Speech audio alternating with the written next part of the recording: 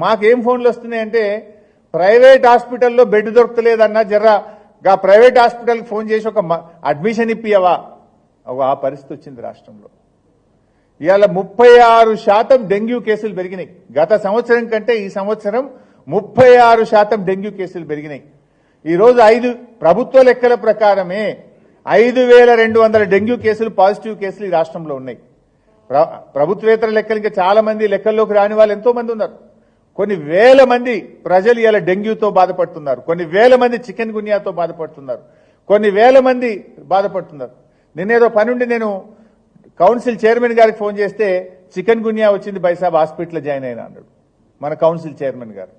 అంటే ఇట్లా ఎవరిని మాట్లాడించినా ఆసుపత్రుల్లో ఇబ్బంది పడుతున్నటువంటి పరిస్థితి. मजीद ताज़ा तरीन खबरों को देखने के लिए आप देखते रहिए फ्लैश 9 न्यूज़। चैनल को लाइक, शेयर और सब्सक्राइब करना ना भूलें।